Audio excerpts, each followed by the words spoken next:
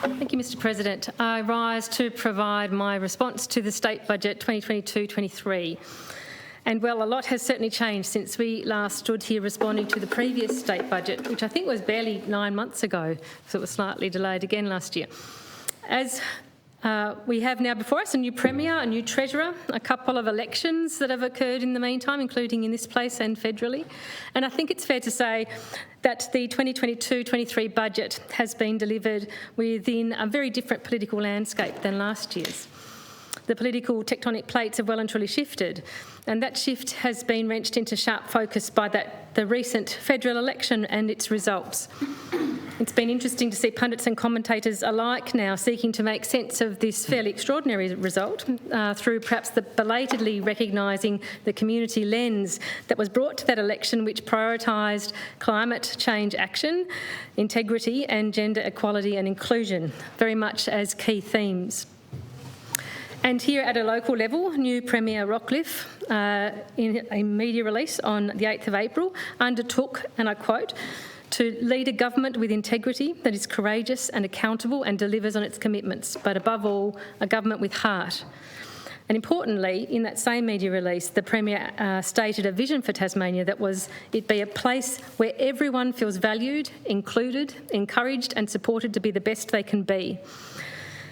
Very pleasing statements to hear from the new Premier. And so given the overlap between the federal election we've had and its themes, the resignation of a former Premier Gutwein and the change to current Premier Rockliff and the finalisation of this state budget underway during that period, the budget papers before us provide the first opportunity to examine the synergies perhaps between the community's priorities and Premier Rockliff's stated objectives.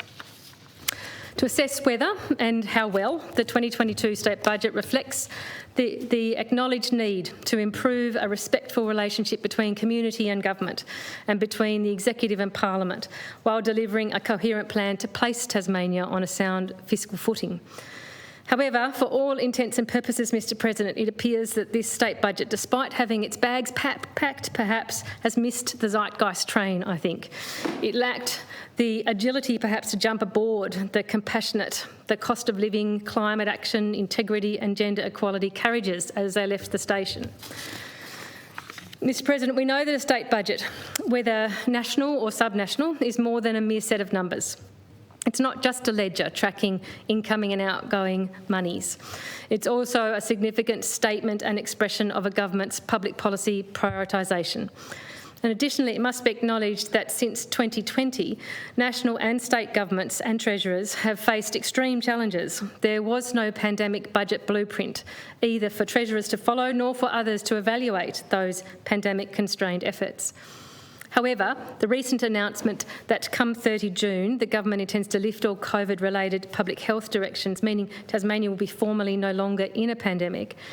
The removal of that pandemic status and hopefully an equivalent reduction in our overuse of the word unprecedented, perhaps, at the end of this financial year means that, in effect, this is the first post-pandemic transitional budget for the state. I say transitional as the budget papers still make backup or emergency provisions. For example, the additional money provided in the 2022-23 Treasurer's Reserve allocation, which according to its footnote is for the purpose of, I quote, unexpected COVID-19 pandemic and other costs which could not be reasonably foreseen at the time of developing the 2022-23 budget. In a hopeful post-pandemic context, this budget will be a crucial test of the rubber hitting the road. How well have the post-pandemic foundations been set over previous financial years?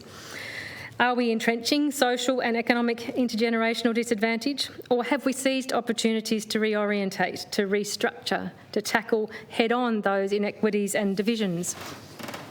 So, Mr President, how do we get back onto that zeitgeist train while ensuring it stays on its fiscal tracks? Let me start by talking about state tax reform, a good place to start, I think, toward that end. As we formally move out of a pandemic status, we need to ensure we leave nobody behind when we do so. As was warned during and since 2020, we must ensure that the pre-pandemic social and economic fault lines are not allowed to calcify and worsen. Cost of living challenges pose vicious and compounding cycles. Static and suppressed wage rates exacerbate rental and housing pressures, power and heating pressures, food insecurity, and corresponding increases in health and mental health challenges. With reduced money circulating, local economies stagnate or shrink, which risks further turning of the screw when it comes to unemployment, underemployment and wage rates.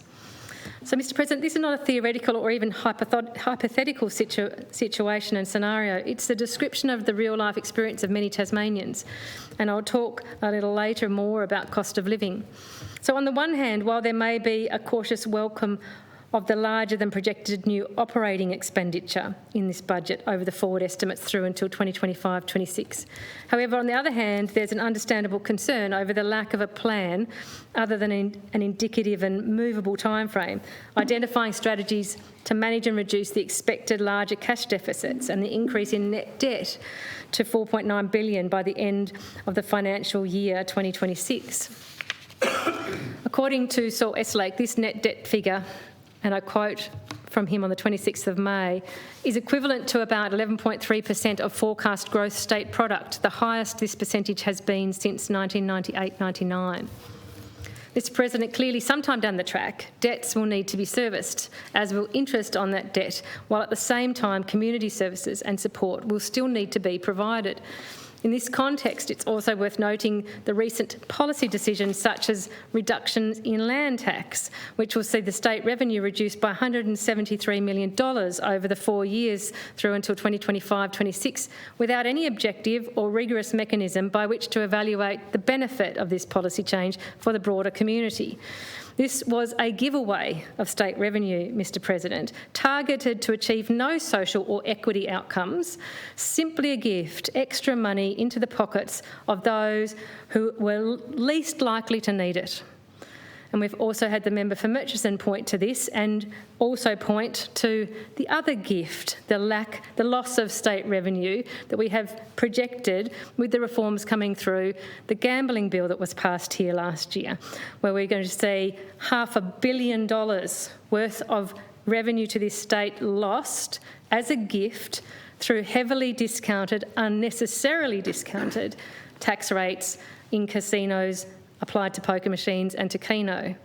Shame on this place, shame on us for passing that and depriving our state of the nurses, of the teachers, of the social services that could have been delivered with $500 million over the licence period. However, Mr President, moving on to that other elephant in the budget, the state's ongoing reliance on GST revenue as well as Commonwealth grants. As Volume 1 of the budget papers on page 83 tells us, the previous horizontal fiscal equalisation, HFE, strategy has been amended with the new distribution methodology expected to reduce our GST revenue over the forward estimates. However, the budget papers quickly reassure us that due to the federal temporary no worse off guarantee, no state will be worse off in total during the transition period up to 2026-27. The key phrase there, of course, Mr President, being the transition period. That grace period is set to terminate in 3 short financial years. What happens then? As Saul Estlake summarised last week, and I quote, "Unless it is extended or the GST revenue sharing formulae reverts to its previous form, Tasmania in particular, given its greater reliance on its share of GST revenue than any other jurisdiction except the Northern Territory, stands to be considerably adversely affected." That was from the 26th of May. So presuming the GST distribution formulae does not revert to its previous form by the end of the transition period of 2026-27, we could see this source of income adversely affected. Just as the budget papers tell us, we will have reached cash deficits over $4 billion. The combined cost of debt service payments and defined benefit superannuation costs will reach 6.3% of cash receipts in 2025-26, exceeding, as other members have already pointed out, the government's fiscal strategy limit of 6%. And although those same papers state the government will take remedial action to deliver all stated fiscal strategic actions over the medium term, details of exactly what such action might look like is not provided, nor is there a time frame for such action. Clearly, any remedial action will involve changes to spending and revenue raising. Mr President, during my budget reply speech last year, I called for an independent expert review of Tasmania's taxation and revenue system. It's a call made by others here in this place and in the wider community, and I reiterate that call now. This is work that must be done. We've had years of circular debates around regressive taxes versus progressive taxes. We need some form of circuit breaker, which is also devoid of ideological imperatives. To break the current impasse on meaningful and effective structural reform of Tasmania's state taxation and revenue financial system, we need perhaps an independent inquiry into structural reform of the state's taxation and revenue system, which would do the following things. Review the state's recognised narrow taxation and revenue base and seek potential modern, fair, equitable and efficient means to broaden that base. Review whether the current mix and emphasis of the state tax and revenue base provides the stability and certainty necessary to deliver important community services. Review whether the current taxation and revenue mix supports or risks undermining modern public policy direction and demand. For example, the potential impact of reducing or removing taxes on positives such as employment while redirecting tax focus onto damaging practices such as pollution, and other incentivising taxes that encourage social and sustainable reforms.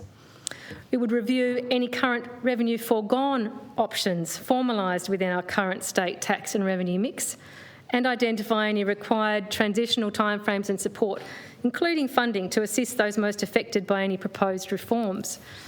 Now, we've had other suggestions. The member for Murchison today put forward the idea of a deliberative democracy approach to this sort of review and reform, and that's certainly a laudable option and one that we could consider too. I believe it would be appropriate as another option to have an independent panel of experts potentially with appropriate fiscal reform expertise be commissioned, say, by this parliament, and their term of reference set by this parliament. As some members are well aware, we have had former parliaments attempt taxation reform, such as the 2011 tripartite state taxation review panel, consisting of the then Labor Premier and Treasurer Lara Giddings MP, the Shadow Treasurer Peter Gutwein MP then, the then Greens Treasury spokesperson Tim Morris MP, and the member for Murchison Ruth Forrest MLC from this place. Despite undertaking public consultation, including public forums in late 2011, the State Taxation Review Panel announced its decision to discontinue that formal review due to the perceived, and I'll quote from their statement issued in November 2011, due to the perceived limited ability to reform state taxation in the current post-GFC economic environment. And prior to the discontinuation of the review, the panel did acknowledge that many of the submissions received, and I quote from them, involved broadening the tax base in order to reduce tax rates or remove less efficient forms of taxation. However, they were unable to forge ahead and develop alternative options within that process. I think an independent panel of experts or another mechanism to achieve similar ends would not be as constrained by political ideology and should be able to provide rigorous and credible options brought back to this parliament for transparent and open debate and consideration. And timing-wise, we have that GST transition period expiry date of 2026-27 to provide us with an imperative. Tasmanians deserve a transparent and accountable Plan A and even a Plan B for the state, as well as something to take to the Commonwealth for consideration. I noted last week at the budget breakfast in Hobart on Friday morning, the Treasurer expressed a willingness to contemplate a review and reform of state taxation, but unfortunately he then proceeded to confirm that neither increased nor new taxes would be considered as acceptable by the government, which effectively gives lie to that expressed willingness. Mr President, as already mentioned, the 2022-23 budget papers are very clear that we are moving out of a pandemic situation, according to the government, and that the focus is now on strengthening essential services to support living with COVID. That's in Volume 1, page 4 of the budget papers. Mr President, a key failing of these budget papers, which is very disappointing actually, is the lack of integration of and reporting back on the PESRAC identified and justified COVID support-related line items. As members will recall, PESRAC, the Premier's Economic and Social Recovery Advisory Council, was charged with developing Tasmania's COVID-19 response and recovery plan. In March last year, the government accepted all 52 recommendations of the PESRAC final report, additional to the 64 recommendations contained in the July 2020 interim report. So a total of 116 PESRAC COVID response and recovery recommendations. I recognise that not all 116 of those recommendations would have budgetary implications for implementation, but the majority did. Not all would continue across the forward estimates, and some of those which do are probably included in the budget output group 90, which in places still appears in these budget papers before us. However, during last year's budget estimates committee hearings, I had raised and received an undertaking from the then Premier and Treasurer to investigate requiring the budget papers to clearly identify which departments were responsible for which PESRAC recommendations and also how those recommendations correlated with budget output group and line items. And further, that not only would the papers represent any remaining PESRAC-related expenditure for the current financial year and or forward estimates, but detail the impact and effectiveness, or otherwise, of that initiative already delivered. So, for example, to pluck one random PESRAC recommendation, the July 2020 interim report, recommendation number 39, which states, the state government should implement and fund the Community Arts and Cultural Development Strategy. That's from page 57 of the PESRAC interim report, recommendation 39. However, so we search in the budget papers for the arts allocation. Budget paper number 2, volume 1, Department of State Growth, does not identify such a strategy. But table 11.2 in a footnote 9 does state, and I quote, the decrease in arts industry development in 2022-23 reflects the funding profile for the Community Arts and Cultural Development Fund, Creative and Cultural Recovery Support and Arts and Cultural Grants Fund. That's page 276 of budget paper number 2, volume 1. So is that it? Is that the fate, the final resting place of PESRAC COVID response and recovery recommendation number 19 from the interim report? Sorry, number 39 from the interim report? Is the decrease in funding there specified from around just over 13 million down to about 9.5 million in 2022-23 because the sector has determined the strategy is implemented in full and further assistance is unnecessary? If the Community Arts and Cultural Development Fund was a mechanism of implementing this particular PESRAC recommendation, what impact did it have? Was it effective? Did it deliver as it was intended? These questions may be explored in estimates, but without a clear presentation of all PESRAC recommendations in the budget papers, following up on them with appropriate scrutiny is very challenging. This data should be collated financial year by financial year, allowing people to track and follow each of the 116 PESRAC recommendations that have either been funded by state coffers or have impacted budgetary priorities and fiscal policy, their implementation timeframes and their effectiveness, their evaluated effectiveness. It should not require Sherlock Holmes-esque detective work and processes of elimination to find them. Further, Mr President, we've been told the government intends to declare at the end of this month we are officially no longer in a COVID pandemic condition. So it would be absolutely responsible and accountable to provide a comprehensive progress and evaluation report on the PESRAC plan, which was intended to drive our COVID response and recovery.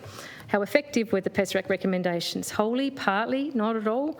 In what way were they effective? Why were they effective? What are the short, medium and long-term impacts? Where is our collective debrief on this, Mr President? This is an issue of good basic accountability. To clarify, Mr President, I'm not disputing the need to provide COVID and pandemic-related economic and social support at all in my comments here, and they should not be construed as such. What I'm saying is that before the debt ramifications of that support is used to potentially justify a later slash and burn fiscal tightening of belts mantra, we should be able to clearly identify and evaluate the effectiveness or otherwise of those COVID measures.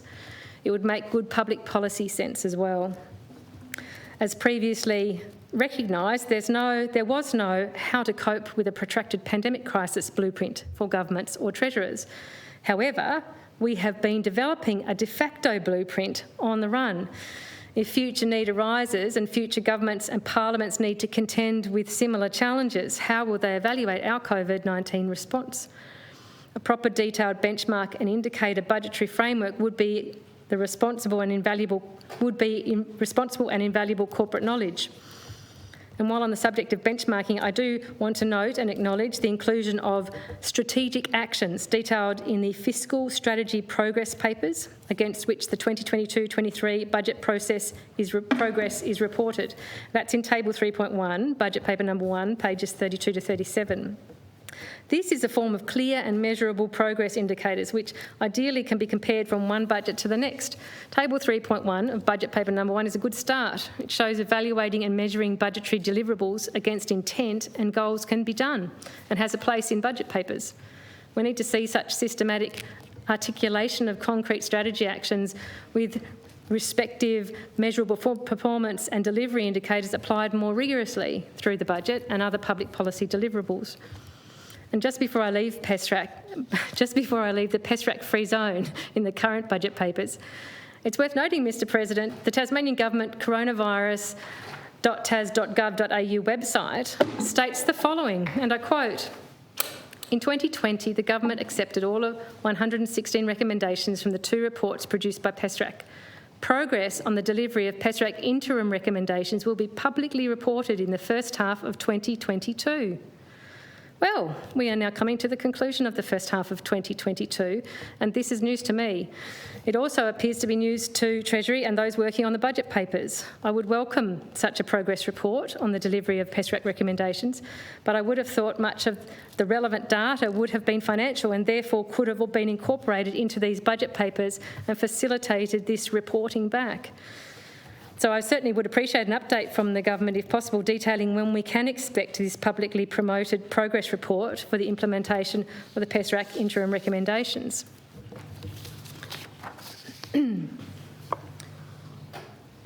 Mr President, where to even start on whether and how the 2022-23 budget papers incorporate and plan for the greatest global public policy challenge, climate change action?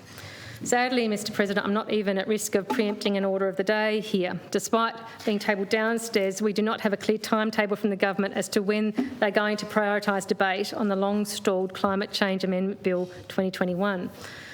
And anyone waiting for any indication from the Treasurer during his speech was sorely disappointed, despite climate change and the new RECFIT being shared across the output groups of both Natural Resources and Environment Tasmania and Treasury and Finance.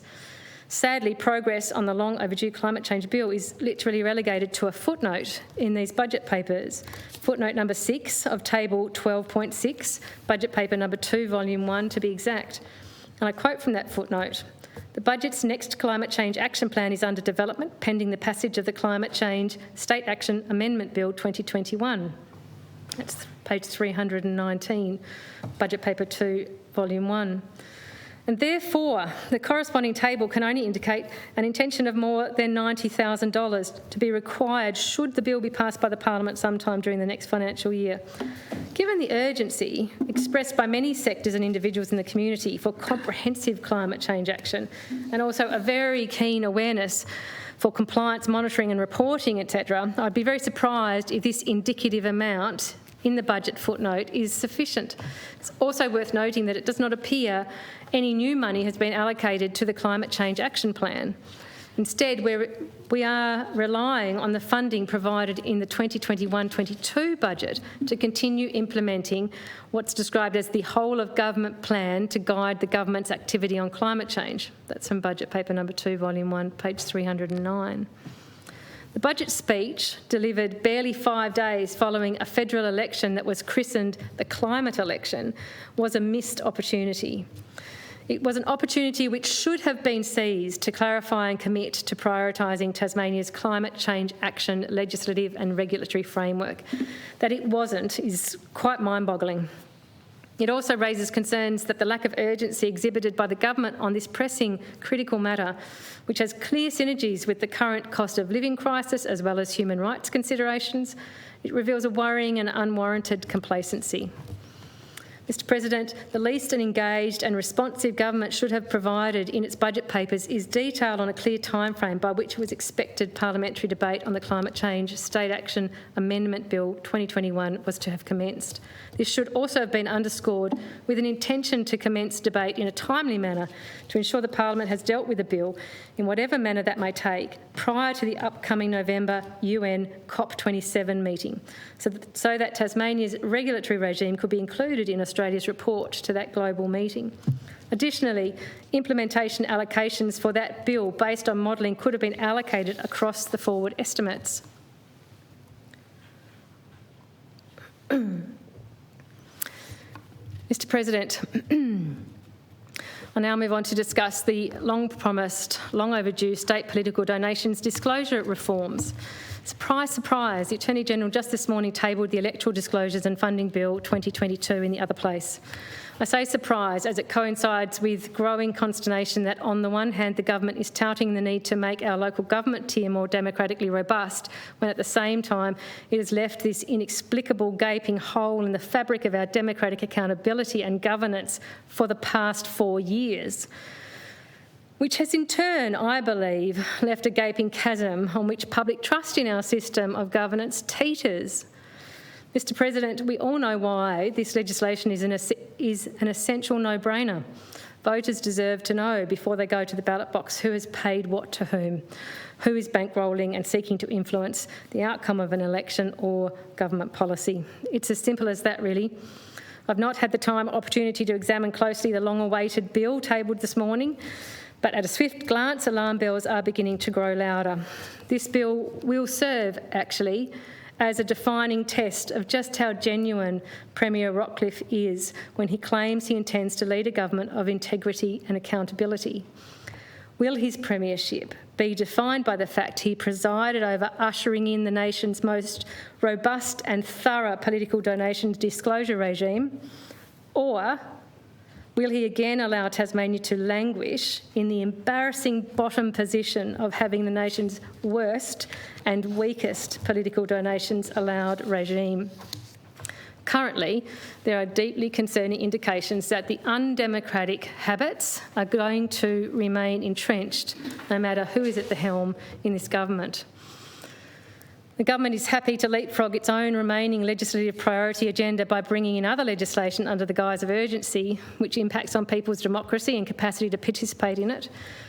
We've seen the re-emergence of controversial anti-protester laws, which just goes to show how determined the government can be when they decide something is important, either to them or to particular stakeholder groups. What a shame we did not see similar responsiveness to the broader electorate's demands for political donation reforms these past 4 years.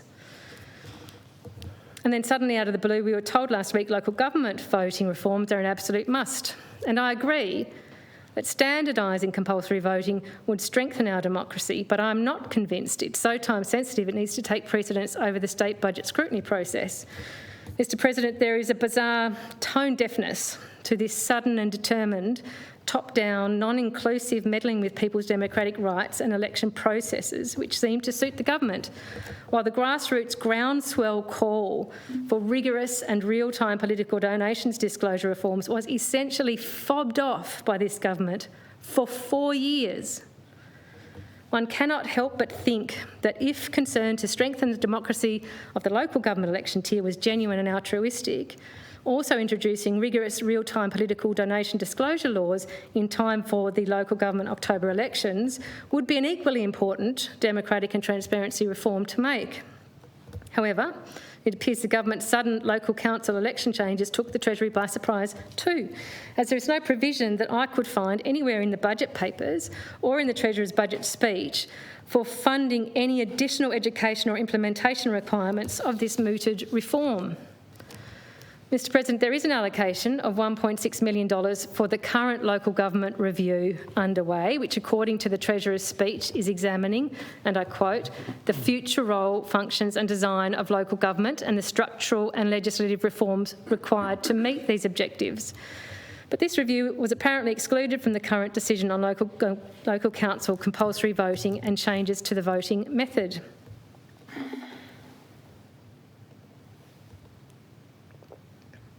Mr. President, staying on the topic of democracy for a short while longer, another sudden, out-of-the-blue policy on the run, albeit a welcome one, was the recent announcement by the Premier to move on restoring the Assembly numbers and to have legislation introduced by the end of this calendar year.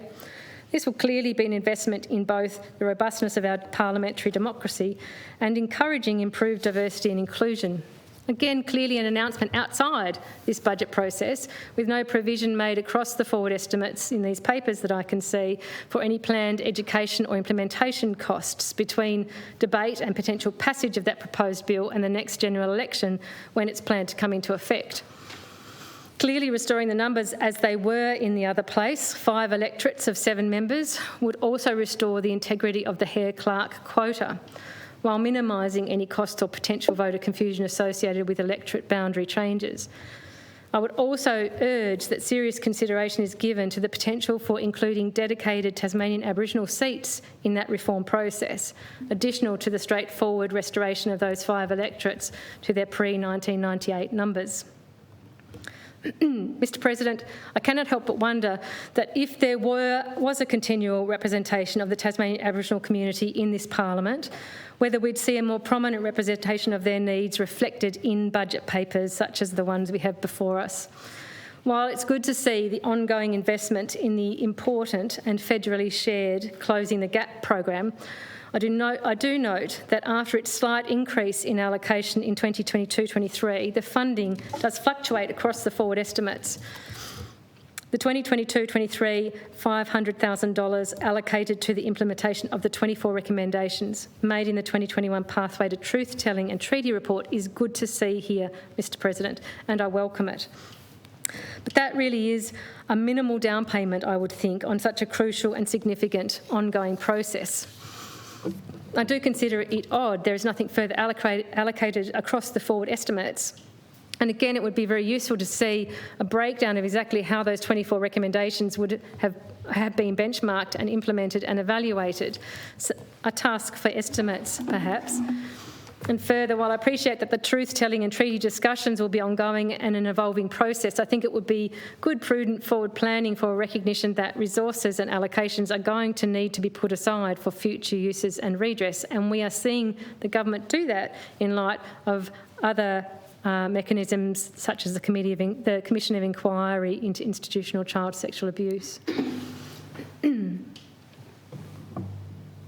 Mr. President, before I leave the issue of what these budget papers tell us about the ongoing commitment to strengthening our democratic and governance systems, I'd like to take this opportunity to quickly highlight that we are still sorely in need of a Tasmanian Human Rights Act, as previously recommended by the Tasmanian Law Reform Institute. The need to invest in our human rights protections framework is becoming increasingly evident within the budgetary process as a primary and fundamental public policy expression of government priorities. The budget process presents significant implications and ramifications for so many human rights considerations, such as our approach to and recognition of cost of living challenges, access to a safe and secure roof over people's heads. Premier Rockcliffe is reported as saying people have and I quote, fundamental right to social and affordable housing. That's reported in the media in the Examiner in April just recently. Further, human rights considerations such as the recognition and inclusion of our First Nations people, greater diversity and inclusion across the board, the establishment of a new Tasmanian Disability Commissioner, provision of a livable wage and gender pay parity, the emerging recognition of human rights impacts of climate change. And this list goes on. These are all things that we currently have in our budget process and are considering here in these papers, which would link absolutely appropriately to a legislative framework provided by Tasmanian Human Rights Act. The point being, Mr. President, that so much of the budget process, what it does include and what it omits, speaks volumes about our collective attitude towards human rights.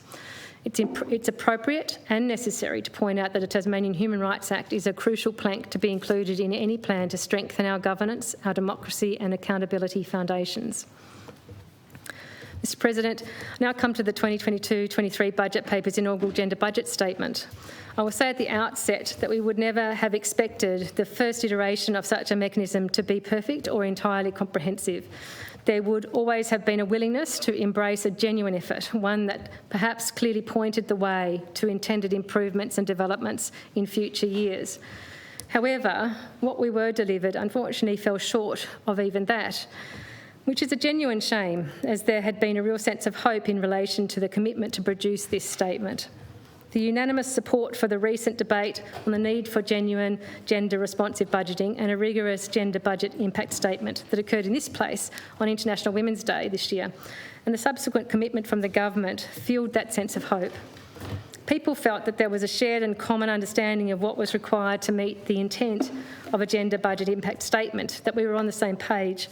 However, we were presented with that which we had explicitly stated would not meet those clearly expressed expectations. Put simply, and as a range of expert commentators in the space have stressed over recent years, a glossy shopping list of specific women-oriented election commitments and other gender-oriented election commitments and funding initiatives is not an example of a best practice analytical gender budget impact statement informed by analytical gender responsive budgeting processes. It is not just a list of such items which could fall beneath women's support or girls or boys or men or LGBTQI plus Tasmanian supported headings that are collated to hang off the side of the real budget papers, in inverted commas, such as we were presented with, I believe, last week. And as an aside, the inaugural gender budget statement wasn't even made available on the Treasury website with the budget papers at the same time the other documents were there. I'm happy to say it is there now, though. Mr President, I wish to stress that my criticism of the fact the government has tried to present such a collation of expenditure items as a gender budget impact statement when it does not qualify for that status is not a criticism of the individual items which are listed in that document, which are all laudable initiatives and programs. I'm happy to see them included amongst the government's spending and investment priorities. However, the fact remains their immediate and or long-term effectiveness in addressing entrenched gender inequalities may be undermined by other measures contained in the budget and fiscal strategy. As any other competing assumptions, challenges and priorities have not been assessed holistically through that gender process. As QCOS, Queensland's version of TASCOS, puts it, I quote from them, gender-responsive budgeting is broader than contemporary versions of women's budget statements. Casts the lens of analysis even more broadly across all policy measures contained in the budget. Further, it is not confined to expenditure announcements, but also considers the impact of transfers and taxation settings that are also part of every government's budget. That's from a paper by RIS for QCOS, July 2021, page 6. And that last point is important, that gender-responsive budgeting worthy of that name also includes taxation policy. It assesses the impact of all fiscal strategies, including revenue and taxation, as well as expenditure. Mr President, to move forward in a constructive manner to invest in ensuring that the 2023-24 Gender Budget Impact Statement, Mark II, is closer to meeting expectations, I point to a quick step-by-step breakdown of a simplified typical gender-responsive assessment model that can be adapted for use from departmental internal assessment through to integrated budget planning and production processes. This process can be found readily on Women Tasmania's website. It's laid out there in 8 clear points, well described. And I also would point to the Women Tasmania website, which provides links to other jurisdictions who implement gender-based analysis. Some of that might be a little out of date. I do note that the OECD and the IMF, as well as Victorian Government, have more exhaustive and current lists than that available on our website, but we've got a really good start there. There are ample and accessible examples of effective and comprehensive gender-responsive budgeting practices, culminating in meaningful gender budget impact statements. And I'm pleased to hear the Minister for Women, in her contribution today, speak about, I think, an intention to continue down that track in the future. There's certainly no reason for us to reinvent the wheel here, but I would like to see a more genuine effort. Mr President, members may also be interested to know that not long after the gender-responsive debate held in this place in March, the Victorian Public Accounts and Estimates Parliamentary Committee tabled its inquiry into gender-responsive budgeting report. It was tabled in March, and one would have thought available for every jurisdiction that was serious about developing its own credible and rigorous processes. This report's extremely thorough and makes a range of recommendations, many of which are pertinent for the ongoing development of a meaningful gender-responsive budgeting process here in Tasmania. I'll not take up further time now discussing its findings and recommendations, but I would draw it to the government's attention and to that of other members. Mr President, I certainly, in all fairness, do want to reiterate and acknowledge that even with all the other examples available to provide a head start on tailor-making an appropriate and credible gender-responsive budgeting process, the first iteration was certainly not expected to be perfect. I do not think any member in this place would have expected it to be so. But it was and it remains, I think, a fair expectation that the inaugural Gender Budget Impact Statement would have provided an initial framework, processes and timeframes by which the government intended to develop effective analytical, structural, gender-responsive budgeting models.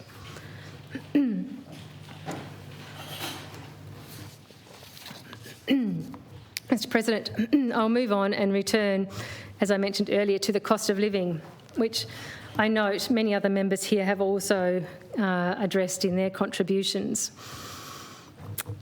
One of the things that I find really distasteful at budget time is the inane catchphrase used by the government over and over again, which is that the budget contains a record spend on health, on education, on justice, on infrastructure, or whatever you care to poke a stick at.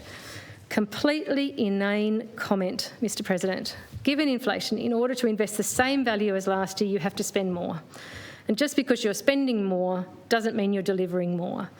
A record spend could be a smidgen more than last year and yet fall short of inflation in that particular area and in actual fact be a cut in what is able to be delivered.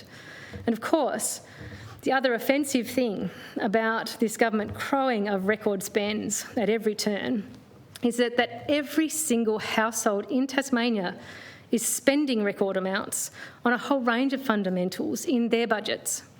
Tasmanians themselves are in the midst of a record spend on rent, on groceries, on petrol, on insurance and on other staples. Let's talk about the record spend of struggling Tasmanian households in relation to this budget. One of the most topical issues, both at the recent federal election and at the state level, has been the cost of living pressures being felt by our communities. As I mentioned earlier, inflation is at a very high level while wage growth has been very low, if not stagnant. Global economic pressures and global events, including supply chain disruptions, have certainly contributed to this situation. We know, Mr President, that Tasmanians on low incomes, especially those on income support payments and those in private rental accommodation, are really feeling the pain of these increased costs and are suffering detriment to their health and their well-being. A more granular look at inflation shows that some of the costs have risen. Some of the costs that have risen are the most. More granular look at inflation shows that some of the costs that have risen are the ones that really bite, especially for low-income households in our state. For example, while overall inflation has been, I believe, 5.8%, we know that some common items and costs have been much higher than that.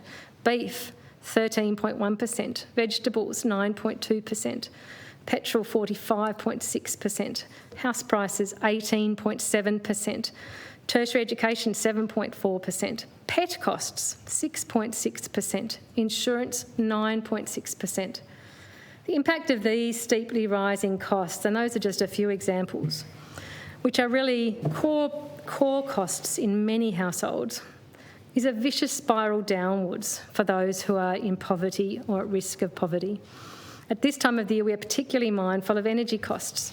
While Tasmania has amongst the lowest regulated electricity prices in the country, which the government loves to tell us, we are, of course, amongst the highest users of electricity due to our climate primarily, which means that energy costs are a larger proportion of our household budgets. In addition to our climate, energy costs are unnecessarily high because our housing stock is typically so poor when it comes to energy efficiency. Old or inappropriate heating appliances or equipment, an absence of insulation, insufficient window coverings and virtually no double or triple glazing in this state means that the impact of this is tens of thousands of Tasmanians who experience energy poverty, are experiencing energy poverty. Those are households that ration energy use at this time of year. So what is the government doing looking at this budget? Unfortunately, they're mostly just continuing existing investments and initiatives. Nothing, I don't believe, that will provide significant difference to those most affected by these costs. The government points to things like the concessions that it provides, which to water and sewerage, to electricity and to council rates. It points to the fact that this is indexed to maintain its value over time, and that's fine, but it's not transformative and it doesn't solve this issue. It just keeps us ticking along as we are now. It points to the lowest vehicle registration premiums of all states and territories. Again, excellent, but again, not transformative. Just keeps us ticking along as we are now. It is good that we have switched to allowing quarterly rego payments for example, car registration, so that people can have bill smoothing benefits from that. That's great. It's not transformative. Just keeps us ticking along as we are now. Where are the policies and initiatives that tackle these cost of living issues at the source? The energy poverty issue is incontrovertible, Mr. President. Long-standing, well understood, with tangible solutions immediately available to a government that cared to engage with them. Where are the government programs to incentivise and or subsidise improvements to energy efficiency and heating options of our housing stock, not just in public and social housing, but in the private rental sector and for low-income homeowners? These kind of initiatives are not a handout. They are transformative support which improves the housing stock of our state overall.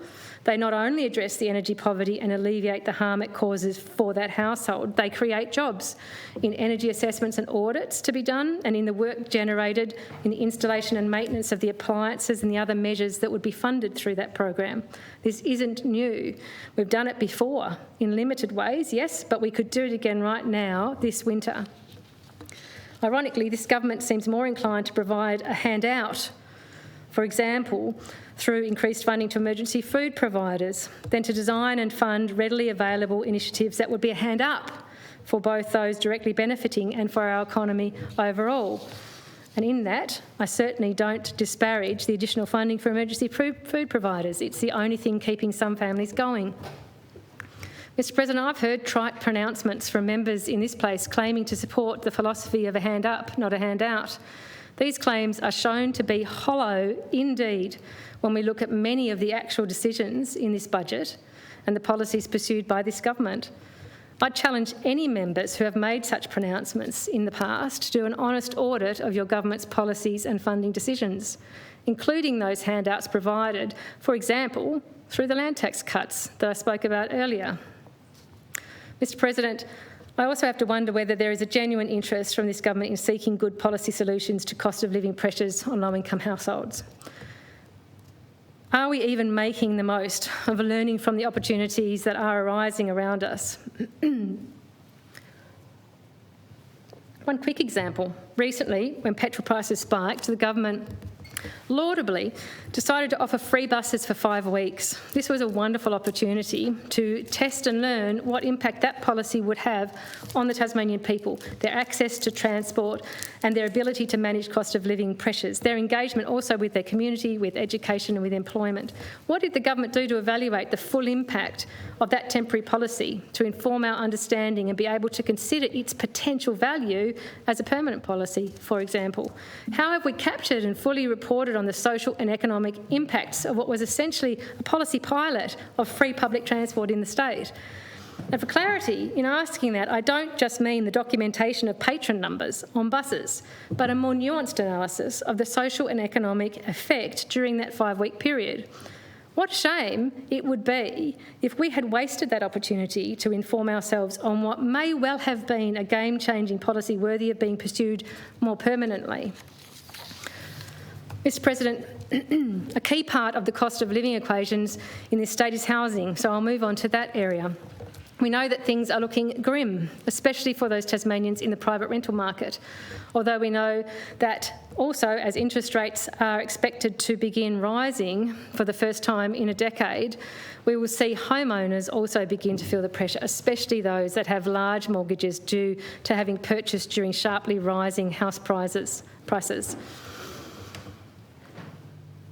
I note, as others have here today, that we are facing a situation where we have around 4,400 people on our social housing wait list, and that priority applicants on that list are waiting for 90 weeks.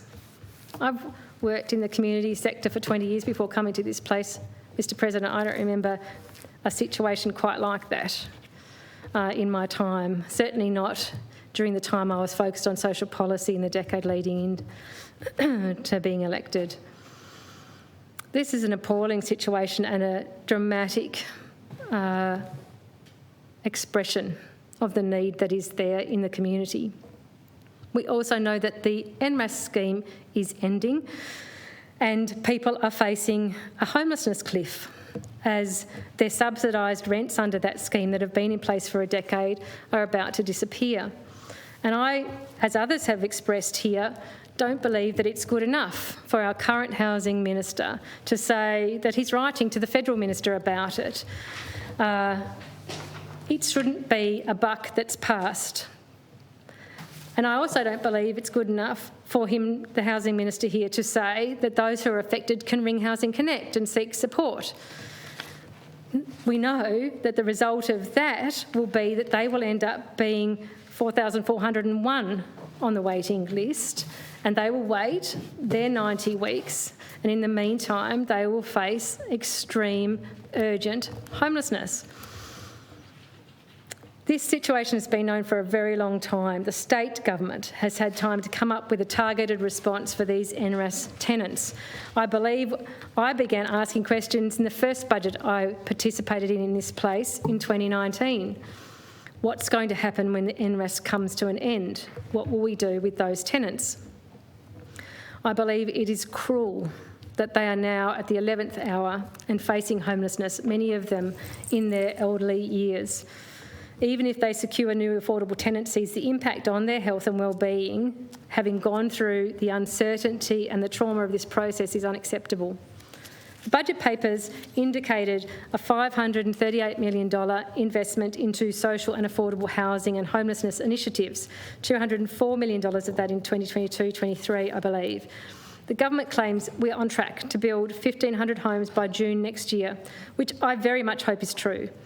That would be a small dent in the overwhelming need that is currently there. The government also states it plans to build 10,000 homes by 2032. But the really simple question is, how can we believe this? I do note today analysis put into the media and the public space by the Greens reported or claimed that over the past 8 years we have actually seen a net gain of only 578 new social housing properties in Tasmania from this government, 72 per year. Apparently, according to their analysis, 941 new homes were promised by the state government in 2016-17, but only 186 were built. In 2017-18, the promise was a total of 900, but public housing stock, in fact, went down in net terms by 212 properties. In 2018-19, 1,500 new homes were promised, but 697 have been reported built so far.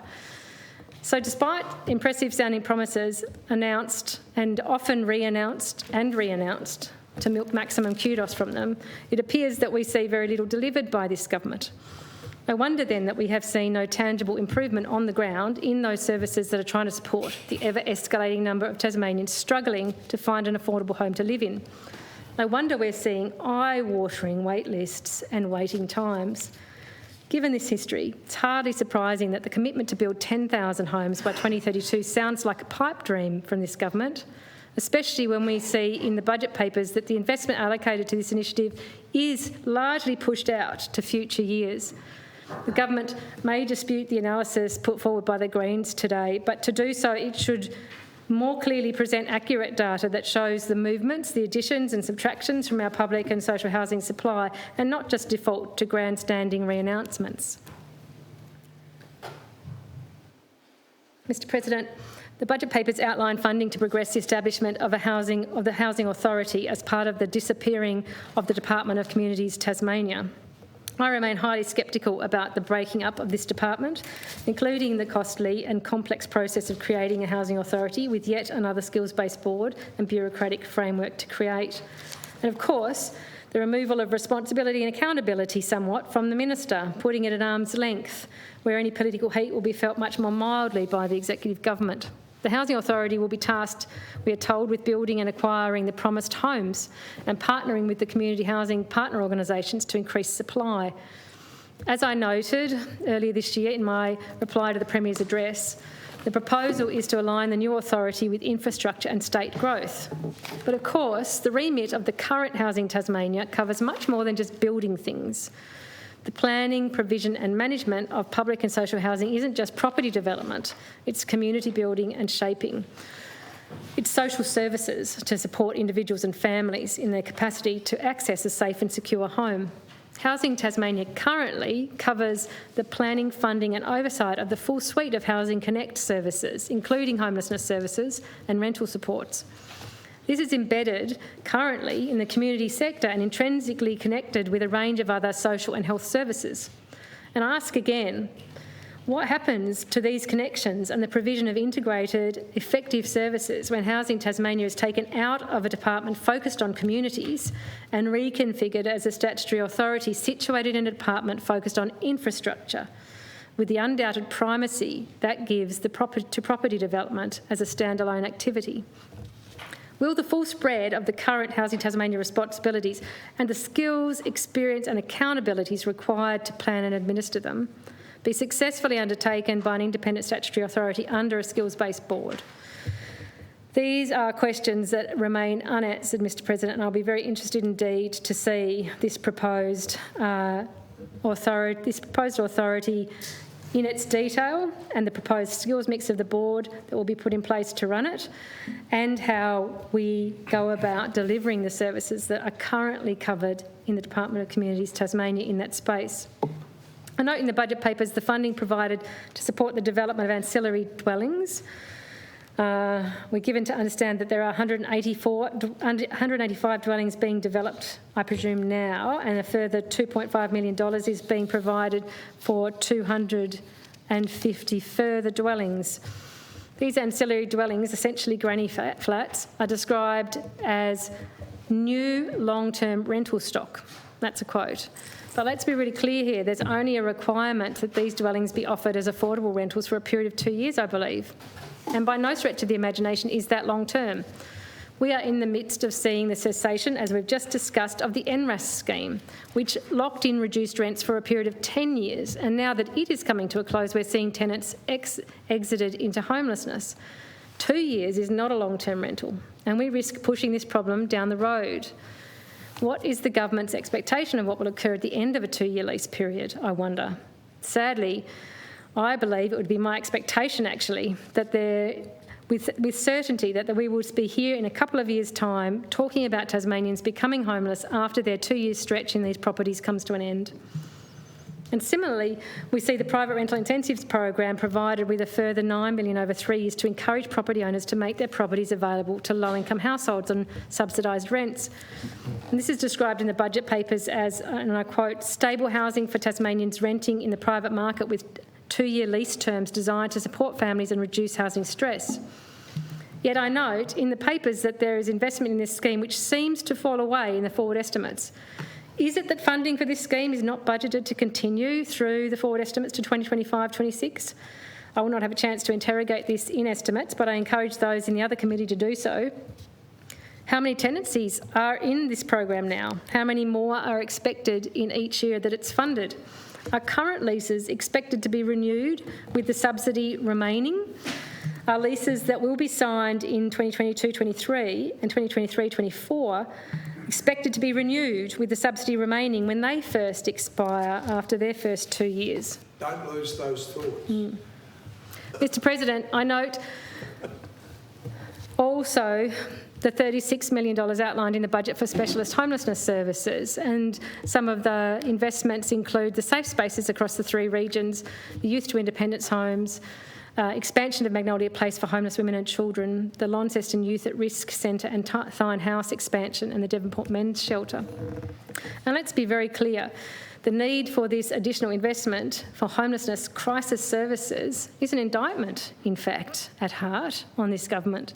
It serves to highlight the utter failure over the past decade of this government to make any substantial improvement to the availability of affordable housing in this state or in the protection of vulnerable tenants hemorrhaging from the private rental market into homelessness. And this across a decade in which the government has consistently boasted of glowing economic outcomes and record investments in other areas. Mr. President, in addition to the government's commitment to building houses years from now, which, if past performance is any indication, may well be a pipe dream, we could, of course, be providing more immediate alleviation of the urgent market failure in our private rental market, should the government care to prioritise those most vulnerable. Because, of course, it is in the private rental market that so many of our most vulnerable citizens are stuck while they wait for a new supply of affordable housing to materialise. And that is where, while they wait, they are ground down even further into poverty and disadvantage. A review of the Residential Tenancy Act has been called for 4 years and could be undertaken immediately to come into effect perhaps as soon as the end of this year, for example. And such a review, Mr. President, could lead to appropriate caps on rental increases, the only objection to which is landlord greed. We know that large jumps in rent have been an all too frequent factor driving Tasmanians out of what had been secure private rentals into homelessness and onto our public housing waiting lists. All of us would have had people affected by massive increases in rents in our electorate offices begging for help. As I've said before in this place, Mr. President, with the current only limiting factor for rent increases being market equivalence under our legislation, we are seeing a race to the top when it comes to rental increases in this state. Capping annual rent increases to, say, CPI or some other appropriate moderate measure would stabilise rent increases for the short to medium term and act to prevent the fall of Tasmanians from secure renter into homelessness that we're seeing all too often. Plain reality is that there is no detriment to landlords in such sensible regulation. Their property will still rise in value. Their wealth will build. They will still collect the rent that has been sufficient to date and can increase in line with the allowable levels such as CPI or other moderate caps. Nations similar to us around the globe have utilised some form of rent stabilisation to assist in very tight rental markets such as we're experiencing. Nations such as Ireland, Scotland, Spain and Canada, not just places that might be seen as being more radical than we are. In addition to rent stabilisation through regulatory reform, there are a range of other measures the government could contemplate to provide more urgent assistance. And if the government doesn't want to listen to me on this, or the Tenants' Union, or community sector organisations who are all calling for these things, I dug out work done by the UTAS Institute for the Study of Social Change back in 2018. Remember, and I think actually the member from Rumney mentioned this earlier, many of us can turn our minds back to 2018 and remember when we first got alarmed by the housing crisis as it was first described then, descending on our state. In early 2018, more than 4 years ago, and this government called an urgent housing summit at that time to bring forward solutions. The UTAS Institute for the Study of Social Change did some preparatory work for that summit and produced a Tasmanian Housing Summit directions paper in March 2018. And I'll mention a couple of the suggestions the Institute included in that paper as appropriate for the crisis response. They identified a few categories of response: crisis response and then medium to long-term responses. So these are from what they suggested in March 2018 could be done to help with the crisis response that was identified at that time. First one of those that I'll point to is an audit of vacant residential property in Tasmanian cities and incentives for the conversion of vacant residential properties into long-term housing. The second one I'll point out is a pause strategy for approvals to convert entire properties to short-term holiday accommodation in key urban areas. Now, here we are, Mr. President, 4 years later. Imagine how many more Tasmanian families may be securely and affordably housed now if those excellent evidence-based suggestions from the Institute for the Study of Social Change had been actioned. But it's not too late if the government cared to act on it. Mr. President, I'll turn to speak more briefly on a few of the topics from the budget that I'd like to highlight, knowing that others have done a good job in speaking to some that I'm not so familiar with or experienced in to bring forth good comment. The first one that I'm interested to speak about is the children and youth area. And again, this is an area that's going to be significantly impacted by the dismantlement of the Department of Communities Tasmania, and I remain concerned about the full impact of that. It's concerning to start such a major proposed restructure without consulting and without speaking to the people who work in that space who will be impacted by it, without speaking to the broader community about it and other stakeholders who interact into that space. But that's where we started, with an announcement.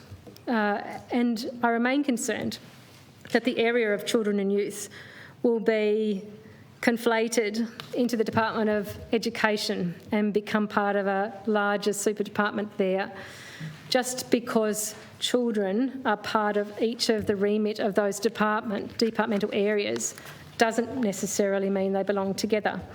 And we can look to other states, as some of us have discussed here before, to see that states such as South Australia have run into trouble when they've tried to bring those two things under one umbrella. However, in the budget papers, I do recognise and am very pleased to see that there is funding of $2.2 million allocated for the whole of government response unit to continue to support the coordinated Tasmanian government response to the Commission of Inquiry. It's really important work. We really have to see that Commission of Inquiry through to the end, and it will continue to be a process that's challenging and at times distressing, and I'm pleased to see the government giving every indication that it intends to see that through and continue to support the work that comes out of it. I do also note the continued investment that's stated into the child safety service system. It says including additional frontline workers for the ARL, for the child safety system and the advice and referral line. It says that this is to, and I quote this, meet increased demand and continue to support improved outcomes under the Strong Family Safe Kids child safety redesign. I do note though that investment to meet increased demand, as it says, does seem to drop off into the forward estimates, and I'm wondering why that is. Is that going to mean less investment and less staff available? We already know that there's challenges recruiting staff in that space and retaining staff. I'm concerned about our child safety system and the way that it's staffed, the conditions under which the staff work and the outcomes that we provide to children. I also note, and I think the member for Elwick might have pointed to this in his contribution earlier, that there's some investment provided for the intensive family engagement services in this space too to help prevent children from entering statutory care. It looks like in the papers that there's funding allocated in 2022-23 and nothing over the forward estimates. It does say the specific funding allocation for these services will be based on demand, and the department is currently assessing the appropriate long-term funding allocation. So it looks like the intention is there to fund in the forward estimates, but we won't put it in the papers at the moment in case we have to count it, maybe. There may also be some uncertainty in relation to efforts moving into the Department of Education and the bringing together of those two departments. I think, though, that what we could certainly assume is that there will be a demand there past the year that it's funded, and an allocation would be required. So it does bring to mind, or bring questions to mind as to why it's not outlined to some extent. Similarly, I'm pleased to see funding allocated $2.2 million to establish an out-of-home care accreditation and carers registration to improve standards. That was a recommendation of the Royal Commission, and it's pleasing to see that. It says it starts in 2023-24 and then goes forward from there. I'm not sure why the delay in that work. It would certainly, that recommendation has been there for some time. It would certainly be important to see that progressed as quickly as possible. I do note $6 million allocated for the continuation of the Transition to Independence program, T21.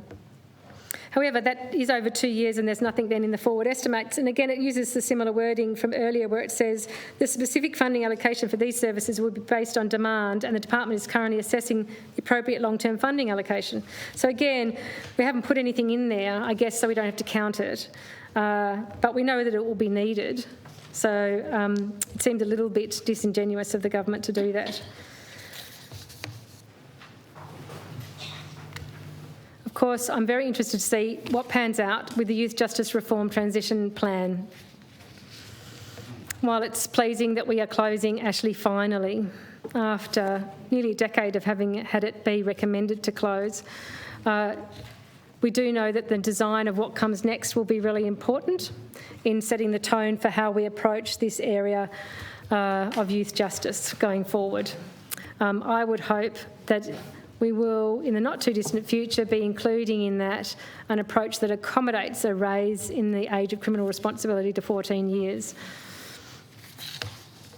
Mr. President, I'll briefly touch on education. I know that others here are watching this space very carefully and have given it more scrutiny than I'm able to give.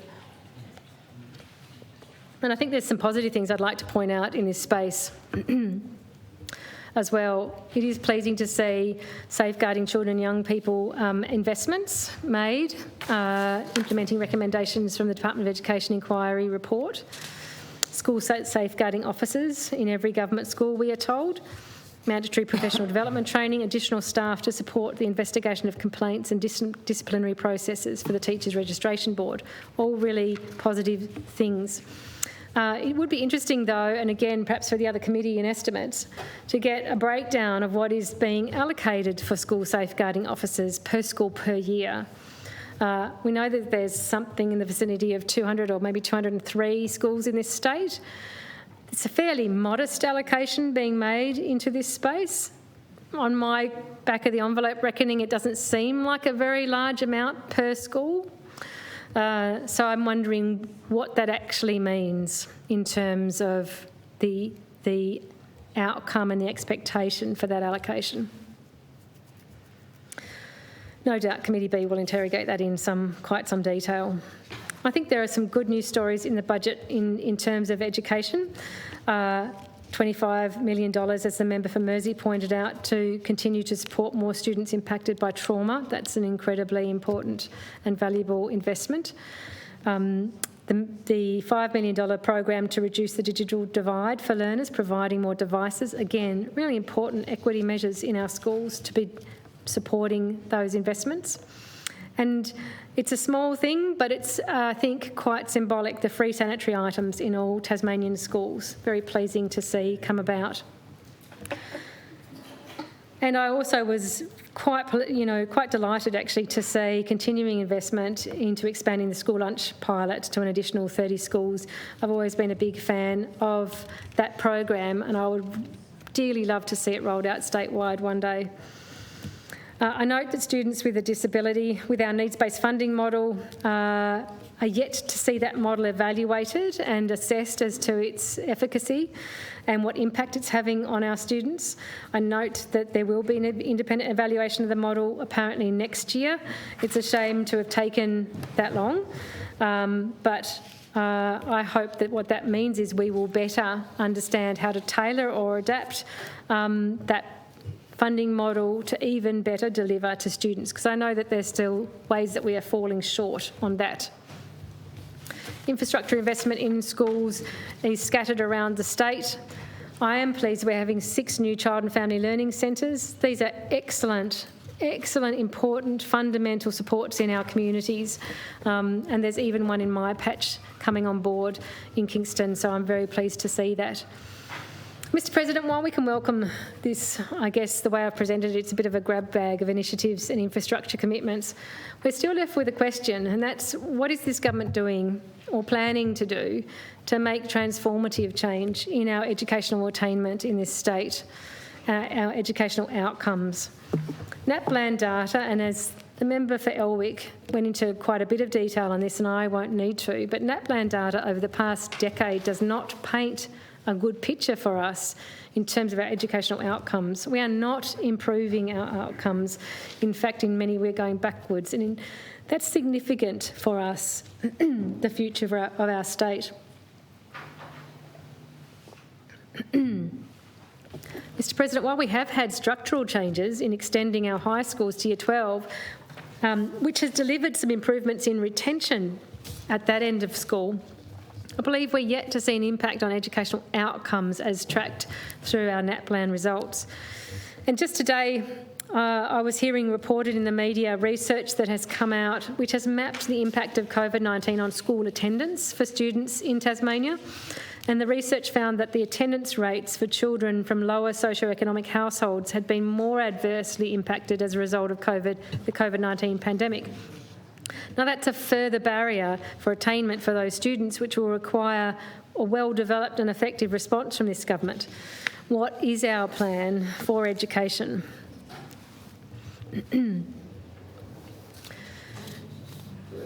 Mr. President, health spending in this state it will always be a challenge, I believe. Certainly we're seeing this year health spending is sitting at 33.6% of the state's budget. It's a rising proportion and it's a significant challenge.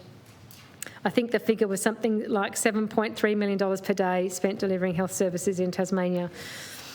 And we know that what's in the budget is generally it's an underspend. We've just this last week passed a bill to top up the health budget for this current financial year, just like we do each year, because the government wants its budget to look better than they know it really is when we actually have to pay for our health fully through the year. We know that GP-led healthcare and hospital avoidance programs are good, but they've also got their own limitations, especially because GPs remain underfunded at a federal level. And as a result, we see impacts into our bulk billing rates in this state that are far lower than they should be, and waiting times to access a GP are very poor. Improving access to digital health and investing in fully integrated healthcare systems and telehealth are all positive investments, and I hope that they continue to be developed and utilised in this state. One thing in the health space that, Mr. President, that I'm particularly pleased to see is the successful pilot of the PACER program, leading it to be continued and a pilot to be extended into the northwest of the state. In my view, this should certainly be extended statewide. It's beneficial not just for the 74% of its clients who were supported to remain in the community instead of being taken to hospital, but also for those staffing the service, I think, from the police, the ambulance and the clinical services who are part of the PACER teams. I've actually spoken to some of these workers when I run into them in the street, and the impact, from what they describe, the impact of working in this coordinated, effective, supportive team to deliver these very positive outcomes, keeping people out of hospitals and supported in the community, must be considerably more positive for those staff and be leading for them also to have improved job satisfaction, less stress and trauma in their individual service areas. Mr. President, I'm losing my voice, Mr. President. I can normally go for much longer than this, as we know. Preventative health, Mr. President. Just to say briefly, all international research tells us that if we actually want to change the health trajectories of our state, of our country, of our jurisdiction, we need to spend 5% of our total health budget on preventative health. That's what research tells us. We don't do it. We never have. It's always projected to be well under 2%, sometimes as low as 1%. I haven't calculated what the preventative health figure is in this budget. We'll probably be able to find that out through estimates. Those in the community sector interested in this space often do the assessment and are able to provide that figure. It needs to be 5%. We really do need to think about transformation here, and preventative health is one of our key opportunities for it. One last positive that I'd really like to highlight from the health space is the investment in oral health, the $300,000. It's a really modest amount. It's going to Oral Health Services Tasmania, $300,000 for the Royal Flying Doctors Service and $1.5 million for Oral Health Services Tasmania to provide additional dental appointments. That is such a good investment. It's not enough, we could do much more. Oral health is so pivotal to actually overall health and to keeping people out of hospital, but it's good to see something additional there. I'm not going to speak in detail about the mental health space, Mr President, other than to say I hope the CAMS reforms continue to be invested in appropriately. Young people have been incredibly hard hit of late with their mental health, and it's absolutely essential that we provide support they need, and so far we're still falling short. I do note that although there's money invested to continue the implementation of the Rethink 2020 mental health plan with its focus on suicide prevention, I did note the Mental Health Council of Tasmania's comment in relation to the budget that, and I quote, "However, given the absence of any specific workforce initiatives in this budget, in a sector which is already struggling to attract and retain qualified mental health professionals, we are concerned we won't have the skilled workforce needed to deliver on these announcements." So again, workforce challenges are a bit of a common theme, and it would be a shame if we were to under-deliver in the mental health space because of a workforce recruitment issue. I was very excited, I almost missed it in fact, on the 4th of May this year when Premier Jeremy Rockliff put out a media release announcing that Tasmania's first wellbeing framework would be delivered. This will be an interesting area to understand better in estimates, especially what, if any, genuine investment, financial investment, is going to be made, and what, if any, benchmarks and accountability will be attached to this framework.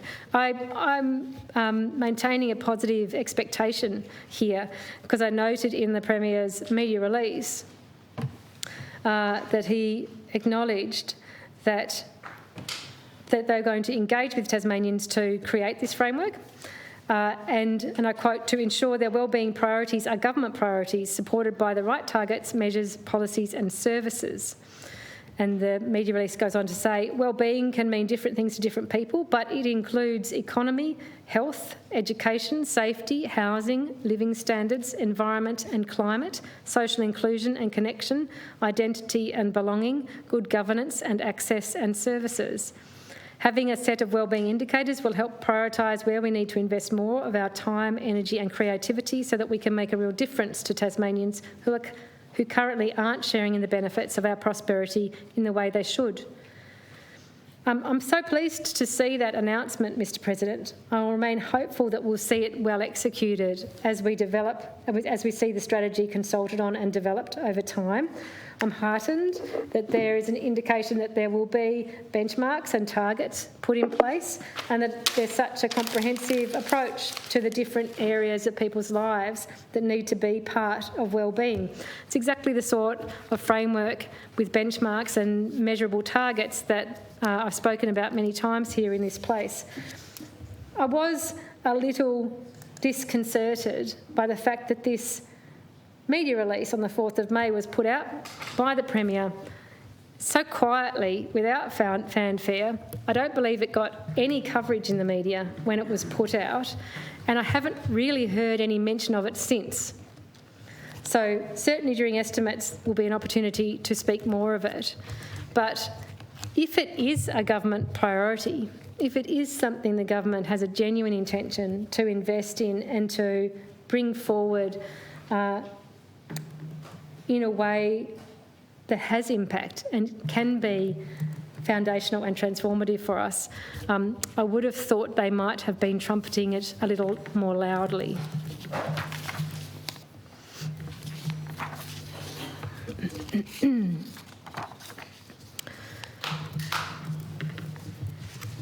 Mr President, there's a few areas that I think I will save my thoughts on to estimates and explore my questions there.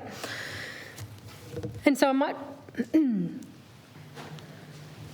come to the end of my contribution, Mr President, and suggest that Tasmania is not immune to the tectonic shifts within the political landscape that we've seen just recently, even playing out in the federal election. These shifts rarely occur overnight, but they become about more gradually. And just as some social commentators are pointing out, there really was no excuse for political players, whether parties, observers or even the media, to be taken by surprise at the particular manifestation of community mood that we saw in that election. There's also no excuse for the state government here to be out of touch with the Tasmanian population, recognising, as stated earlier, the sudden key personnel change within government this April. But despite that, it's sadly surprising to see such a minimalist, business-as-usual approach set out in these budget papers. Despite the loud assertions of agility and success, what I see is the government's failure via this budget to anticipate, to recognise and to catch the zeitgeist train, to prove otherwise.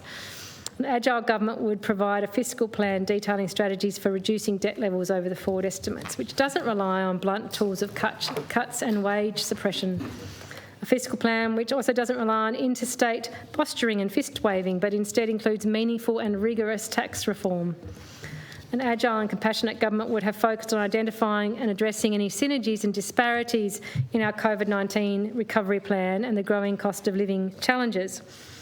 Mr President, I'm disappointed at the lack of transformative investment into many of the areas that are in fact our state's biggest challenges. And to conclude, Mr President, members here are no doubt familiar with the famous Mahatma Gandhi quotation which always springs to mind during budget sessions, for me at least. The true measure of any society can be found in how it treats its most vulnerable members. Despite some good and sound initiatives, such as provisions to address matters arising from the Commission of Inquiry into the government's responses to child sex abuse, the Royal Commission into Violence and Abuse of People with Disabilities, the reviews that are undergoing, that we see in the state service, this budget, its investments are to some extent underwhelming, unfortunately, for our major challenges. This budget as a measurement tool by which to evaluate the delivery of Premier Rockcliffe's vision of an inclusive and supportive Tasmania remains, I think, oblique. And I think that zeitgeist train is moving further away from us towards the horizon. Mr President, I note the budget.